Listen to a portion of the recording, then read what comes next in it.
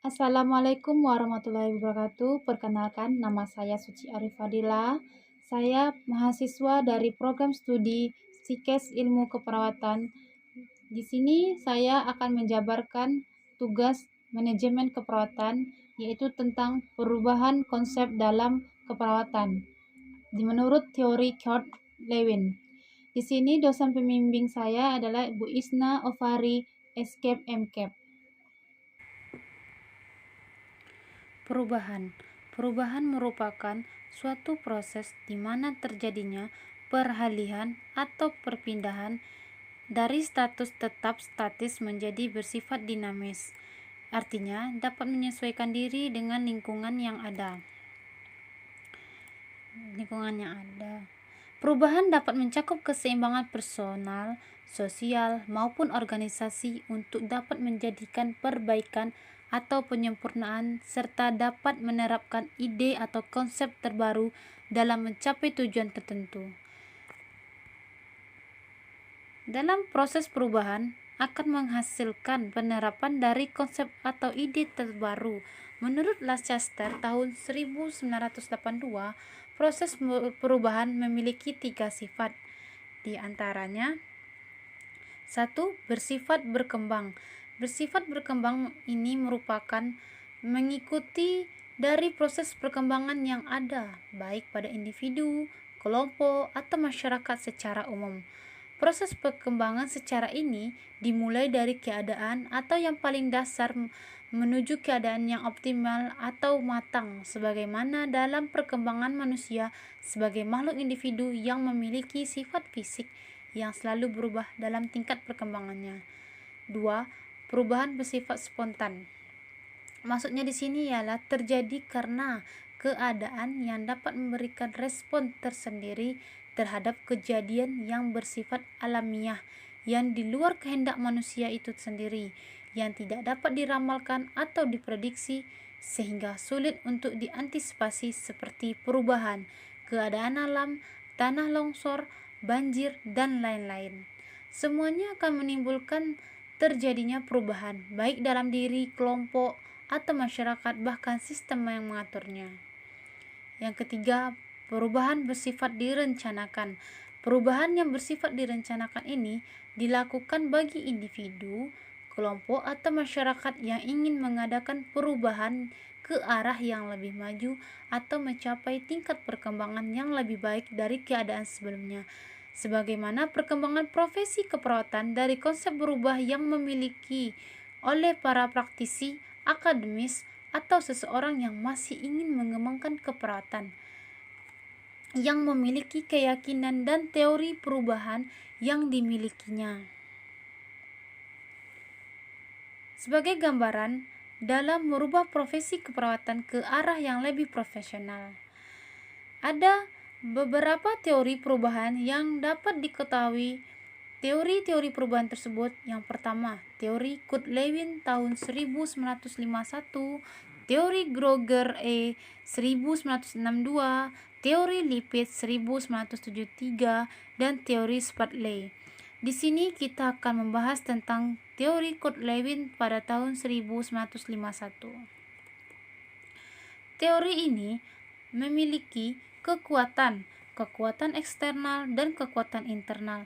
Kekuatan eksternal yaitu kekuatan yang muncul dari luar institusi seperti perkembangan teknologi, perubahan pasar, tekanan sosial, dan politik. Kekuatan internal yaitu kekuatan yang muncul dari dalam institusi seperti masalah sumber daya manusia, kepuasan kerja, produktivitas, motivasi kerja, keputusan, dan kebijakan manajemen. Teori berubah menurut Kurt Lewin. Kurt Lewin ini merupakan pandangan Kurt Lewin ini tahun 1951 ialah seseorang yang akan mengadakan suatu perubahan harus memiliki konsep tentang perubahan yang tercantum dalam tahap proses perubahan agar proses perubahan tersebut menjadi terarah dan mencapai tujuan yang ada. Kurt Lewin sendiri dilahirkan di Mogilno, Prusia pada 9 September 1890 dan memiliki 3 saudara.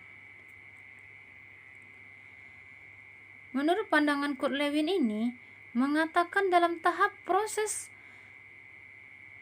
ini perubahan tersebut menjadi terarah dan mencapai tujuan yang ada, maka dapat dilakukan dengan 3 tahap. 3 tahap diantaranya yaitu 1. Tahap pencairan atau unphrasing. Pada tahap ini yang dapat dilakukan bagi seseorang yang mau mengadakan proses perubahan adalah proses perubahan harus memiliki motivasi yang kuat untuk berubah dari keadaan semula dengan merubah terhadap keseimbangan yang ada. Di samping itu, juga perlu menyiapkan diri dan siap untuk berubah atau melakukan adanya perubahan melalui pendorongan dan penghambatan yang harus dilaluinya. Yang kedua, tahap bergerak atau moving. Pada tahap ini sudah dimulai adanya suatu pergerakan ke arah sesuatu yang baru atau perkembangan terbaru. Proses perubahan tahap ini dapat terjadi apabila seseorang telah memiliki informasi yang cukup serta sikap dan kemampuan untuk berubah, juga memiliki kemampuan dalam memahami masalah serta mengetahui langkah-langkah dalam menyesuaikan masalah. Yang ketiga, tahap pembukuan atau rephrasing. Tahap ini merupakan tahap pembekuan di mana seseorang yang mengadakan perubahan telah mencapai tingkat atau tahapan yang baru dengan keseimbangan yang baru. Berdasarkan langkah-langkah menurut Kurt Lewin, dalam proses perubahan ditemukan banyak hambatan. Faktor-faktor yang mempengaruhi kekuatan pendorongnya dan penghambatnya yaitu 1. Kekuatan pendorong dapat ditingkatkan. 1. Dengan menggunakan model atau demonstrasi. Yang kedua, menggunakan contoh perubahan yang telah berhasil. Yang ketiga, memberikan dukungan selama proses perubahan berlangsung. Yang kedua, kekuatan penghambat dapat dikurangi dengan 1. Menggunakan forum diskusi terbuka. 2. Menyediakan informasi yang diperlukan. 3. Menggunakan pendekatan pemecahan masalah. Di sini saya mengambil tentang APD. APD di lingkungan rumah sakit.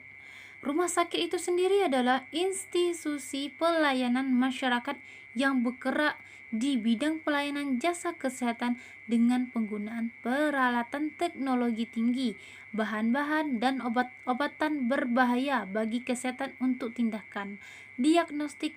Oleh karena itu, terpaparnya tenaga kesehatan di rumah sakit terhadap bahan-bahan berbahaya dan bibit penyakit mempunyai risiko tinggi terhadap status kesehatan tenaga kesehatan tersebut. Menurut Undang-Undang tentang Keselamatan Kerja, maka setiap rumah sakit harus menyediakan peralatan pelindungan diri yang digunakan secara benar disertai prosedur tertulis cara penggunaannya serta dipelihara dalam kondisi layak pakai.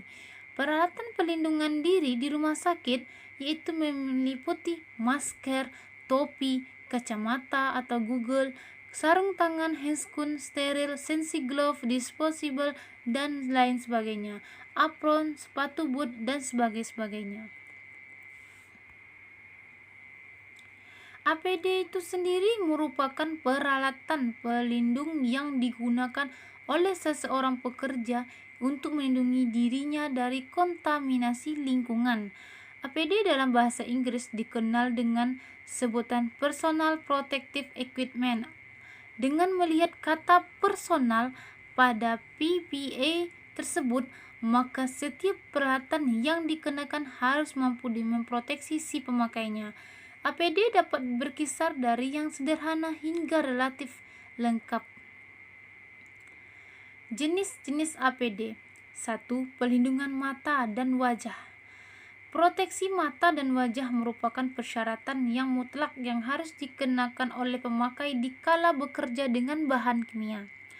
Hal ini dimaksud untuk melindungi mata dan wajah dari kecelakaan sebagai akibat dari tumpahan bahan kimia, uap kimia, dan radiasi. Secara umum, pelindungan mata terdiri dari kacamata pelindung, goggle, pelindung wajah, pelindung mata spesial atau goggle yang menyatu dengan masker, khusus untuk melindungi mata dan wajah dari radiasi dan bahaya laser. Yang kedua, pelindungan badan. Baju yang dikenakan selama bekerja merupakan suatu perlengkapan yang wajib dikenakan sebelum memasuki daerah lingkungan kerja. Contohnya, jas laboratorium dikenal oleh masyarakat pengguna bahan kimia ini terbuat dari katun dan bahan sintetik. Hal yang perlu diperhatikan ketika menggunakan jas laboratorium yaitu kancing jas laboratorium tidak boleh dikenakan dalam kondisi tidak terpasang dan ukuran dari jas laboratorium pas dengan ukuran badan pemakainya. Jas laboratorium merupakan pelindung badan dari tumpahan bahan kimia dan api sebelum mengenai kulit pemakainya.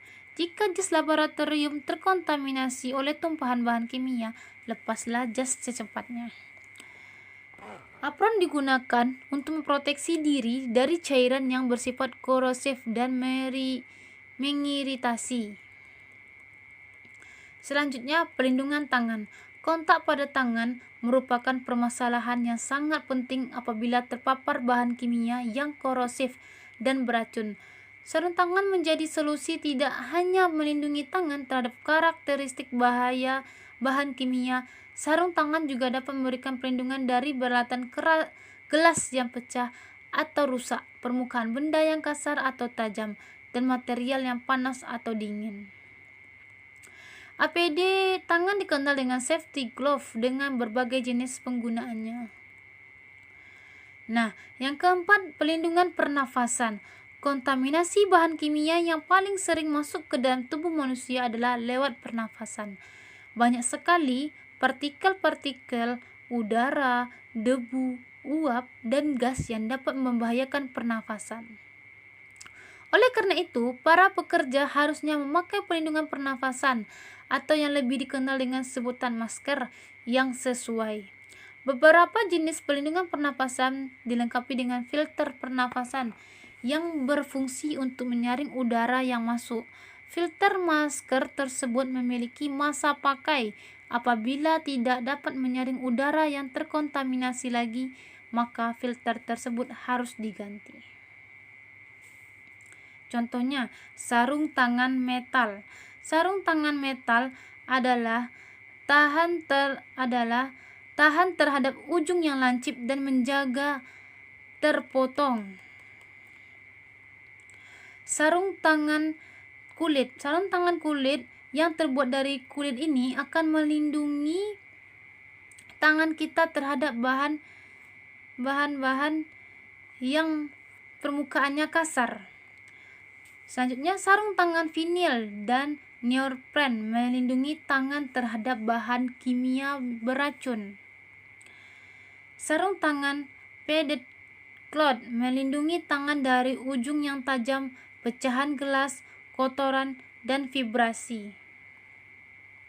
Sarung tangan heat resistance mencegah terkenanya panas dan api. Sarung tangan karet melindungi saat bekerja di sekitar arus listrik karena merupakan isolator bukan penghantar listrik. Sarung tangan latex disposable melindungi tangan dari bakteri dan sarung tangan ini hanya digunakan sekali pakai saja. Selanjutnya, sarung tangan linen digunakan untuk melindungi tangan dari sumber radiasi. Selanjutnya yaitu masalah umum APD atau alat pelindung diri yaitu 1. Tidak semua APD melalui pengujian laboratoris sehingga tidak diketahui derajat pelindungannya. Yang kedua, tidak nyaman dan kadang-kadang membuat si pemakai sulit bekerja. Yang ketiga, APD dapat memicu atau menciptakan bahaya baru. Yang keempat, pelindungan yang diberikan APD sulit untuk dimonitor. Yang kelima, kewajiban pemeliharaan APD dialihkan dari pihak manajemen ke pekerja. Yang keenam, efektivitas APD sering tergantung good fit pada pekerja. Yang ketujuh, kepercayaan pada APD akan menghambat pengembangan kontrol teknologi yang baru. Masalah APD atau alat pelindung diri ini yang pertama, 1. Pekerja tidak mau memakai. Alasannya apa? Yaitu tidak sadar atau tidak mengerti panas, sesak, tidak enak dipakai, tidak enak dipandang, berat, mengganggu pekerjaan, tidak sesuai dengan bahaya yang ada, tidak ada sanksi juga dari atasan juga jika tidak memakai APD tersebut.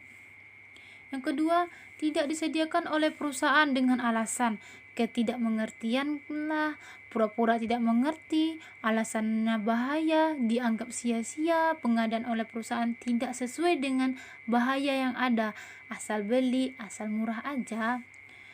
3. Beberapa contoh masalah APD. Maksud di sini beberapa contoh masalah APD ini antara lain respirator, penutup muka yang buruk, sumbatan atau kerusakan atau cacatan pada filter, pemeliharaan yang tidak baik, tali pengikat longgar atau lepas, tidak nyaman, psikologis dan kecemasan, meningkatkan beban kerja pada jantung dan hati, menghirup kembali udara yang dihembuskan, dan kesulitan untuk komunikasi juga. Yang keempat, alat pelindung telinga.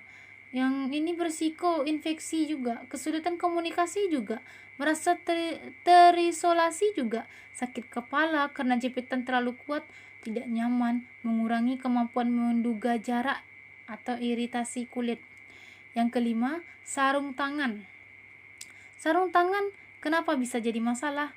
Mungkin dapat menangkap bahan kimia, mengurangi kepekaan tangan dan jari, kebocoran dari lubang yang tidak diketahui, mungkin menyebabkan dermatitis, keringat yang berlebihan, atau bahan kimia tertentu.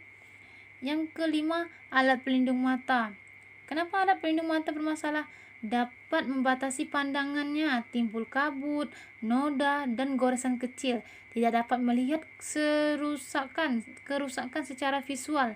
Beberapa kaca mata pengaman memungkinkan benda masuk dari sampingnya.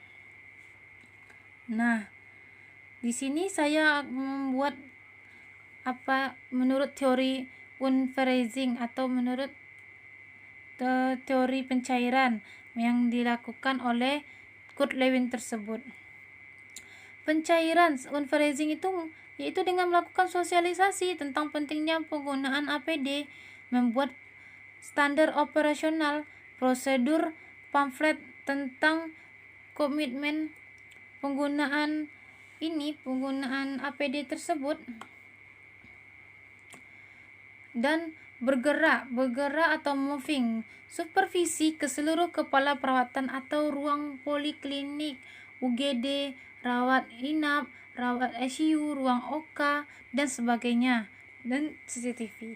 Yang ketiga, pembekuan. Pembekuan di sini evaluasi dan penilaian. Memberlakukan rewards atau insentif dan penghargaan berupa pegawai teladan dan punishment atau teguran lisan. Kesimpulannya, prosedur penulisan tertulis lengkap adalah prosedur yang memuat keharusan semua pegawai di daerah kerja tertentu memakai perlindungan diri, dilengkapi dengan cara menggunakan pelindung diri secara benar dan pemeriksaan serta pemeliharaan peralatannya secara berkala. Pimpinan rumah sakit harus menetapkan secara tertulis jenis dan jumlah alat pelindung diri yang harus ada di rumah sakit, di mana dan pada saat apa dipergunakan, serta siapa yang mempergunakan alat pelindung diri tersebut. Karena itu diperlukan kemampuanlah yang benar-benar ada dalam konsep perubahan sesuai dengan tahap perubahan. Model awal perubahan yang dikembangkan oleh Lewin digambarkan sebagai perubahan proses 3 tahap. Tahap pertama unfreezing, yang kedua tahap perubahan, yang ketiga tahap rephrasing. Di sini tahap unfreezing ini bermanfaat untuk mengatasi inseria dan membongkar mindset yang ada. Ini harus menjadi bagian dari gaya hidup tersebut. Mekanisme pertahanan harus dilewati dulu. Yang kedua, tahap perubahan ini orang akan mengidentifikasi sebagai periode kebingungan dan transisi. Yang ketiga, terakhir yang disebut rephrasing atau beku. Pola pikir baru mengkristralkan dan tingkat kenyamanan seseorang akan kembali ke tingkat sebelumnya. Itulah yang disebut dengan rephrasing oleh Lewin K. 1951 ini. Demikianlah penjabaran saya terhadap teori manajemen keperawatan perubahan Kurt Lewin yang dijabarkan di rumah sakit tempat saya bekerja. Mohon maaf jika ada salah, saya mohon maaf. Assalamualaikum warahmatullahi wabarakatuh.